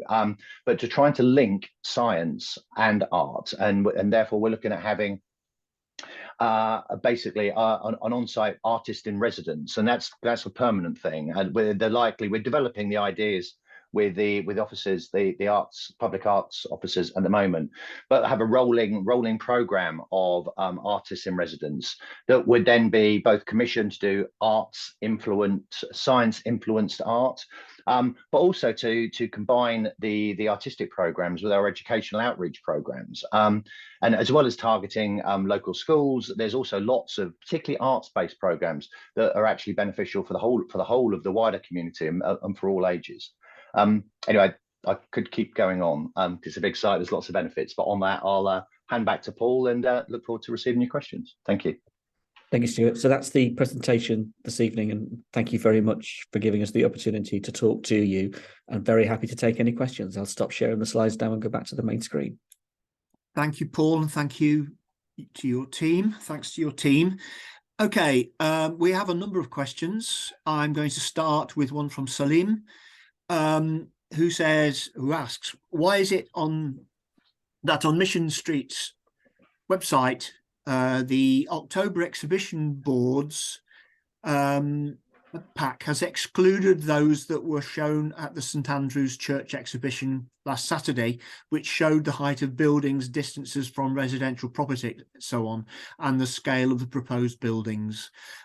Salim is clearly concerned. He's also a follow-up, not a question, but you know, he's expressing his concern that the scale and the height of the building, particularly those adjacent to Kathleen Elliott Way, are sort of not in keeping with the character of the area, which is obviously a primarily residential area. Yeah, I'm happy to take that one on. The boards which Salim's talking about, Salim actually emailed me only this afternoon, because the actual exhibition, sorry, that's probably where I should start, was the exhibition on Saturday. The boards were uploaded, and unfortunately, I think out of the 19 boards, 2 of them, there was a technical problem. They weren't uploaded. Salim did kindly point that out to me, and I got the email at 4 o'clock this afternoon, and they're already on the website. So I'd like to thank Salim for pointing that out. Technical problem, I don't know what that was. The boards were there at the exhibition for all to see, and they also should be on the website, and they now are. I guess in terms of the issue around the heights of the buildings, there is a lot of residential around our site, but our view is that actually the area is one of sort of mixed in nature. I mean, the other behind us, I mean, down to Kathleen Elliott Way, there is the residential there, but the other side of our site is an industrial site, so that's a very different character. And we have the David Lloyd leisure buildings, which is a different character again. You know, the policy does actually allocate our site, parcel A, to come forward for commercial development. So, you know, what we've tried to do is we've tried to be, in thinking about the master plan and thinking about where we put buildings. I think Darryl did talk about we're on the edges, we're set back, particularly set back sort of 40 meters plus in most areas from the residential. There's a lot of planting, so a lot of there's buffers between, whilst we're trying to create a landscape that's engaging, there, you know, you can also use landscape to sort of separate and within those areas. Also, as you come from north to south and west to east down Kathleen Elliott Way, where actually we agree the the area is more sensitive from a residential perspective. The buildings do start to step down. So right up in the, I think our tallest building is a 5-story building that's on the far northwest of the site. As you come all the way down from north to south and down into the southeastern section of the site, the building down there is 2 stories, which is for a commercial building is pretty much about as low as you can really get to make it viable. So we think we have sort of tried to be appropriate. I think the area is changing as well. I mean, we've had the conversation about Marshall from Marshall's stay. I know that's on the, you know, that's earlier than we are in the planning process. They're just consulting at the moment, but that's 9,000 jobs. I think we heard there'll be a lot of residential, but there's also going to be lots of commercial space as well. So I do think the area is mixed, and it's not just one of residential. And we've tried to be sympathetic with that in the way that where we've placed the buildings and where we've actually got our height. Okay, thank you for that. Now my next question comes from Sue Wells, who's the chair of the Friends of Cherry Hinton Brook. Now she posted prior to the meeting quite a detailed question, but she's very kindly, very conveniently put a very short question, which pretty much asks the same question. And that is, have the comments and objections that were submitted in response to the Anderson consultation on their final application been passed on to the Mission Street and taken into account in these new plans? And if not, why not? Okay, that's a good question. So first of all, yes, they have. We've gone through all of the objections. I think in terms of relevance, though, I mean, the first thing we did actually, one of the first things we did after we bought the site, bought Parcel A, was actually to withdraw the Anderson's application. For those of you who know, the nature of the application in terms of Parcel A was completely different. It's a completely different land use. It was more of an industrial land use. It was a logistics centre, etc. And we're not that type of developer. So in terms of the nature of what we're coming forward in Parcel A, I think we're talking about a very, very different scheme. So I think in a lot of the objections, from what I understand in relation to Parcel A, probably aren't relevant anyway, because there was lots about use, different types of transport, different types of vehicles, etc. So I assume that Sue's probably talking more about the bringing forward and opening up and the ecological enhancements for parcels B and C. And yes, we've gone through all of those, and it was interesting because we also went through all of the sort of letters and responsive support for all those for those parcels. I think though there is what we whilst we have made some changes, I think broadly, both in terms of B and C, there was overwhelming support for bringing them forward in a similar way that we still are. You know, the country park is set out in policy. The bringing forward those parcels and improving the ecological narrative around them, increasing access to them, creating recreational uses that does sit side and side with, in some areas, some quite sensitive sort of ecological features is important. And we've thought sort of hard about how we do that. And for example, in some of the routes around Parcel C do take that into account. There are some areas which you won't be able to access because the pathways will take you away from all some of the sensitive areas. Ultimately, though, what will be baked into the Section 106 will be a very, very, very detailed requirement for exactly how the both parcels actually, how they'll be curated and managed and maintained, etc. And a big part of that will be to make sure that the access and the recreational use that is provided is done so whilst in keeping with the ecological enhancements. And the sites won't be opened up until we've agreed those management plans and we've agreed them with officers. Okay. So hopefully that sort of gives some reassurance that we have thought about it. We'll continue to think about it and develop it as time goes on. I've got a hand up, Andrew Fisher. Yeah, just to add to what Stewart was saying there, I think we've also reviewed a number of other comments that have been received on the previous application, including the local authority's ecology officer. And just to reiterate what Stuart was saying, the management approach in both parcels B and C is going to be fundamental to the ability to increase access, but also to reflect the sensitivity of the wildlife habitats in both of those locations. And it isn't one or the other, they are both have sensitivities from an ecological perspective, and we recognise that. And indeed the policy talks about parcel C being part of a city wildlife site. So we completely appreciate that. We absolutely anticipate bringing forward a management plan. There was a series of conditions that the ecological officer proposed last time around. We fully expect that we'll get something similar, and we very much want to work with residents as we get into those management plans as to what they look like, how do we manage them, and how does that management move forward to ensure that those sites are managed not just for the next year, but moving forward beyond into the medium and long term. Okay. Thank you, Chair. I'm going to take one question out of turn because it's another one from Sue Wells. So I think he's asking for clarification on something that's been said. So please bear with me while I read this. Why is parcel C long recognised as the main area of wildlife value and designated as a city wildlife site, now identified as the key area for recreation, with only some areas proposed for more restricted public access?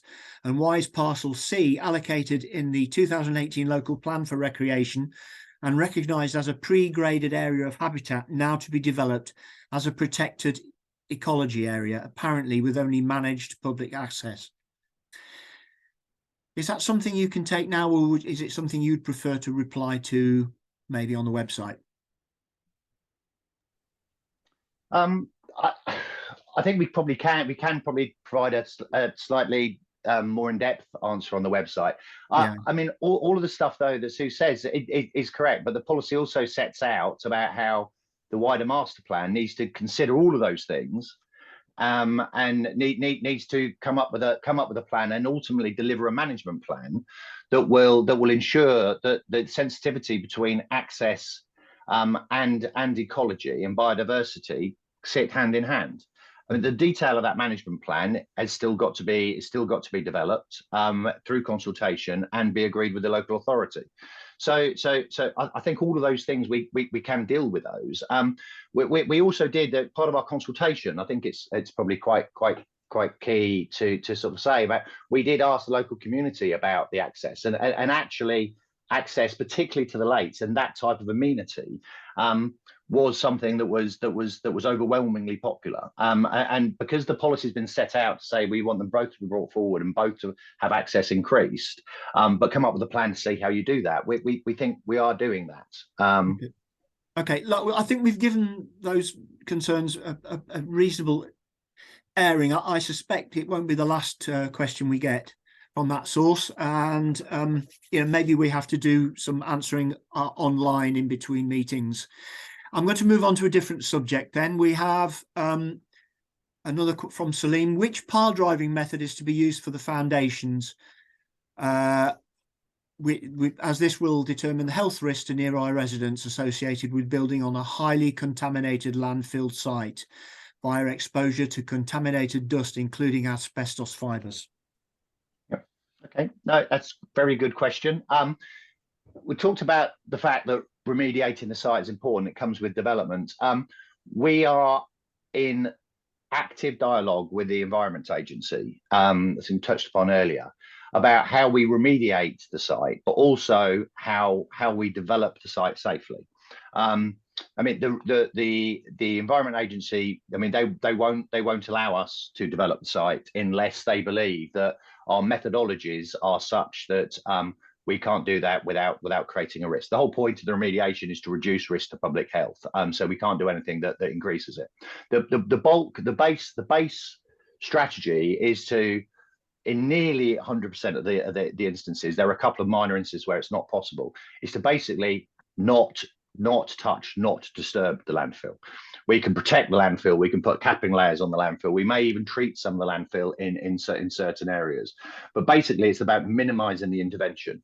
One of the things we've done and are still doing with the Environment Agency is assessing all the different types of substructure, not just piling, but all different types, to assess, because some lend themselves to certain types of landfill more than others. And what we've got at the moment, we've agreed a suite of what we think are appropriate different types of substructure, but that suite has been parked at the moment.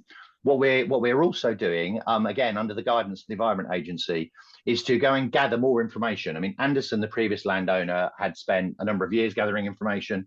We've come along now. The Environment Agency wants us to enhance those investigations so we can create more information, particularly now where we know where the buildings are going to be, because our buildings, it's a very different application to the Anderson one, where they're going to be. And once we've finished all of those investigation works, we'll have a proper picture of exactly what's under each building. At that point, we will actually, through guidance and discussions with the Environment Agency, we'll pick the most appropriate substructure technique that absolutely minimises any risk to health. And it might be different types of piling, but there's lots of different types of piling that don't require extraction, and then can be done in all sorts of different ways. It won't be one answer fits all, and we haven't agreed that yet, but we are on the process to agreeing that with the Environment Agency.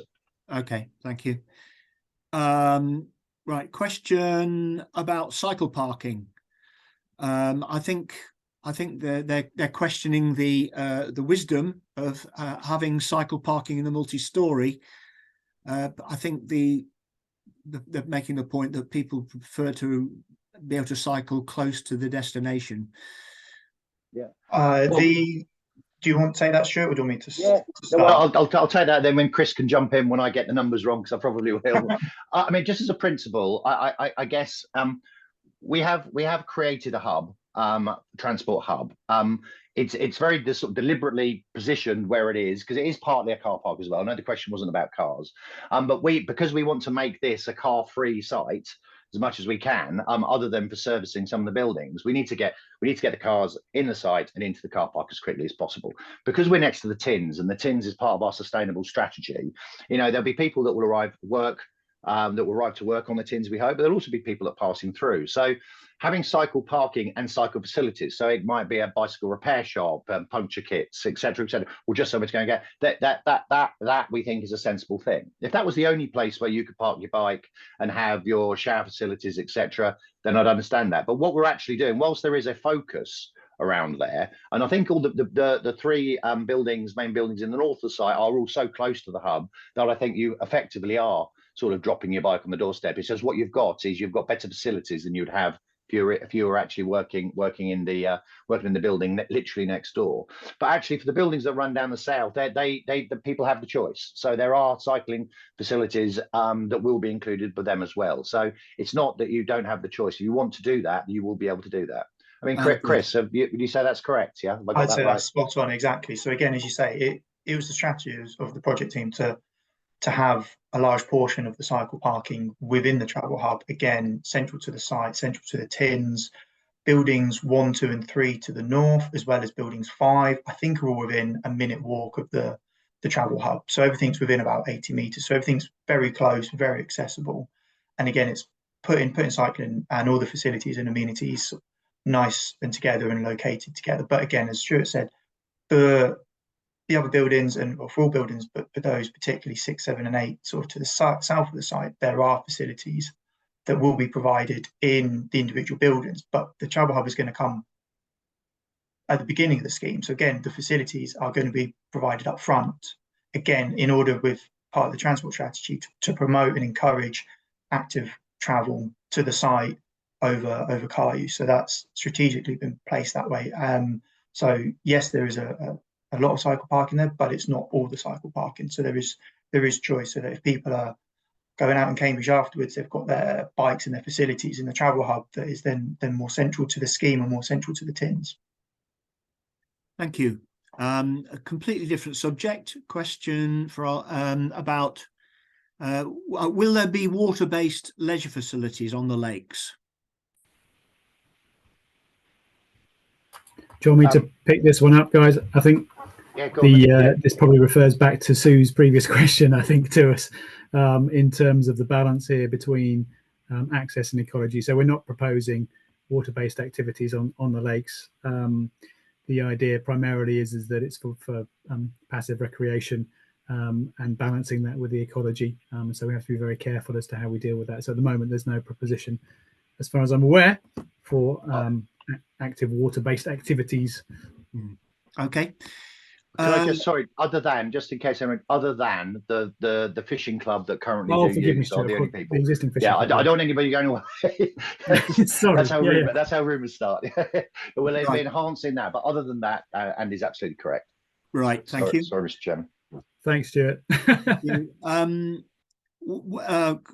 Question about traffic. What is the anticipated traffic loading on the existing road network? So as part of the planning application there, as mentioned, there'll be the transport assessment and the environmental statement that will outline all the technical inputs that have gone into the assessment of the scheme. So this includes the methodology that's been discussed and agreed with Cambridge highway officers in terms of the forecast number of vehicles and vehicle movements on the local highway network and junction modelling output. So instead of going into the detail of all the data and the numbers, I will hold off and refer to that technical aspect as part of the planning application. Okay, thank you. Going back to the heights issue, do you have any site sections that illustrate the relationship between the heights of the proposed buildings and the neighbouring existing residential properties? I'm not sure if you covered that with your earlier answer. If you did, sorry, I might have missed it. No, that's okay. Yeah, we do have those, and they will all be in the application. Right. And it's for two reasons. But firstly, so people get an idea of what they may be seeing. You know, if you're sort of stood exactly sort of how because you will be able to see the buildings. There's nothing on the sites at the moment, so they will be visible. But to get an idea of that scale, but also we've done all the testing for daylight and sunlighting, and the drawings basically cover the same thing. And there is no adverse impact at all from the buildings on any of the surrounding neighbourhoods at all. And those drawings will all be in the planning application. Yes. Right. Okay. Now look, I should just say that sorry, Chair, just say that those sectional drawings showing the relationship between the commercial development and residential is something that Mission Street produce on all of their schemes, because it makes it very clear to people how that relationship is going to work. So we're not trying to hide anything here. They were definitely part of the planning application pack. Okay. I've got several other questions related to this, but bearing in mind time, I'm going to leave this part of the present. I'm going to leave this part now and open questions up to wider Q&A, if that's okay. I just want to thank you for your presentation. I'm currently having technical issues. Right. Okay. Yes. Thank you for your presentation. So I'm going to open the questions now for the last 15 minutes more widely. One of the questions which I've got a problem here with. Right. Okay. Going to have to go back, I think, to questions for Hill. I think that it's fair to say, and you've probably seen it, that there's a fair amount of questions for Hill on inconsiderate parking by subcontractors, them leaving rubbish. Landscaping hasn't been completed. They've got a problem with your answer, I think, to the co-op when that's going to arrive. There's a question on some potholes which have appeared, noise related again to subcontractor operations, and also inconsiderate parking on Marleigh Avenue. There's an awful lot of questions which I don't think we've got time to cover them off in detail. Can I suggest that we provide a statement on our website from Hill? Is that going to be possible, Henry, or who can deal with this? Yeah, absolutely. Happy to. If we can touch base in the morning with a full list of questions, concerns raised. We're going to capture. We're capturing them all. If I can reassure people who've asked those questions that they are going to be dealt with, if not dealt with satisfactorily this evening due to time constraints. Okay, I'll go back. Got such a lot of questions. I'm going to make sure I don't miss it. Well, I almost certainly am going to miss some because we have so many, and I apologise if I do. Bear with me while I get back to a question going back to the last presentation, I think, on the Cherry Hinton site access second roundabout. Can Cherry Hinton Road from Teversham be joined onto the roundabout directly in order to make access onto Airport Way easier from Teversham? I'm not sure who's going to answer that one. Any volunteers? Yeah, I can have a go. Okay. Yeah, unfortunately, the answer is no to that one, in that the access points to the development were all set at the outline application stage. That was a detailed matter that was established as part of the outline application. I understand there was a need to have a staggered distance from that junction, the Cherry Hinton Road junction, into Teversham. And that was agreed with the Highway Authority at outline application stage. So unfortunately, we're not able to revisit that. Okay. I think the next question I'm going to pick out of this is probably for Phillipa. I'm not sure, but the question is: it would be useful to have a brief local plan update in context to 250,000 homes planned around Cambridge by the government. Absolutely, Bill. Yeah, very, very topical at the moment. So two separate issues, really: the government announcements and then a local plan update. The local plan needs to be reviewed to look at the next steps. We're in the process of looking at what those next steps will be, but there's some wider work that needs to be undertaken that will inform the next steps for the local plan, and that wider work relates to the water issue that I'd mentioned earlier this evening. And there's also the outcome of something called the DCO, the Development Consent Order process for the relocation of the wastewater treatment works up in northeast Cambridge. So the outcomes of those sort of more strategic processes will inform the local plan process. With regard to the government announcement, Michael Gove's announcement back in the summer about a new vision for Cambridge called Cambridge 2040, plans for potentially 250,000 new homes that are suggested. And that's an awful lot more compared to the 50 or so thousand homes that were forecast by the planning team to be needed as part of the future forecasting for the local plan. So there's dialogue between officers at Greater Cambridge Planning Team and national government offices to look at how the vision of the Secretary of State is going to be delivered. The council is providing information to the government offices, and there's working groups that are led by DEFRA, different government departments, to look at things like the water scarcity issue at the moment. Michael Gove has appointed the chair of Homes England, someone called Peter Freeman, to lead on this vision project through a Cambridge delivery group, and we will be supporting that work. But at the moment, I think it's fair to say that we are not clear about what the output of that project team is going to be, or what work is going to be undertaken. Hopefully in the next few weeks or months it will become more clearer. But as I say, there's things going on at a higher level, but at the moment we're not clear on what this will actually mean for the local plan making process at the present time. Okay, thank you. Just go back again because of the number of emails.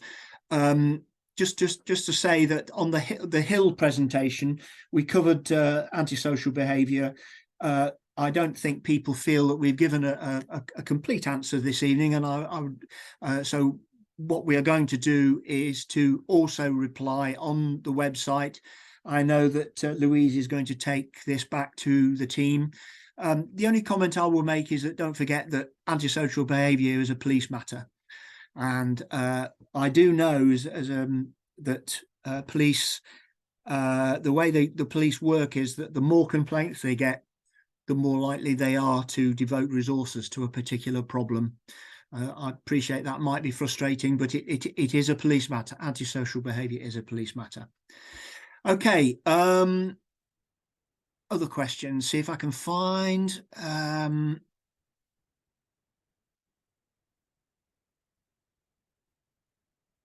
Another question from Celine. Does the 14% traffic increase on Coldham's Lane take into account the planned development of thousands of properties on the whole airport site? So the numbers on that slide in particular have been taken from the environmental statement and I believe are the 18-hour average annual traffic flows. So again, the methodology that's been set out in the transport assessment and the environmental statement has been discussed with the Cambridge Highway officers and accounts for the land north of Cherry Hinton. So all the technical aspects of the transport assessment in terms of junction modelling and the assessment will be outlined in those two planning documents. Yeah. So okay. I think an answer that it doesn't take account for schemes that haven't come forward yet. Is that correct, Chris? Yes. So again, the land north of Cherry Hinton's been accounted for as agreed with Cambridge Highway officers. Okay. We're getting towards the end now. I've got another question from Sue Wells. Could we have an update on the estimates for the need for lab space and science parks as proposed for Cherry Hinton Parcel A? Yeah, all of that. There's a whole report that's been commissioned on that will form part of the application. I do believe that the local authority are also doing their own as well. That builds on, I think it was the Iceni report that was it done about a year ago. So there's a lot of reports and lots of conversations about demand and the wider Cambridge ecosystem, and we'll be dealing with that in detail in the planning application. Okay, thank you. Right. I think we are coming to the end of the questions. Just bear with.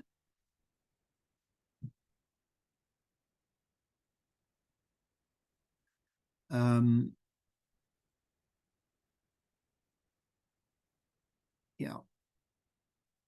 Yes, I think we've probably covered all the questions that I've got. I know that there are going to be some people on the call who are not happy that their questions on antisocial behaviour and a number of issues for Hill have not been properly answered this evening. But I can't see the point of going into such great detail here.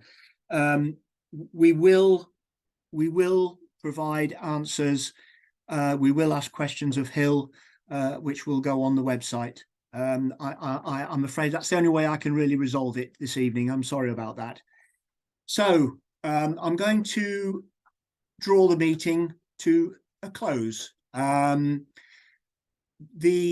is a third and final meeting of the year. The next forum is actually going to be on Wednesday, the 6th of March, 2024.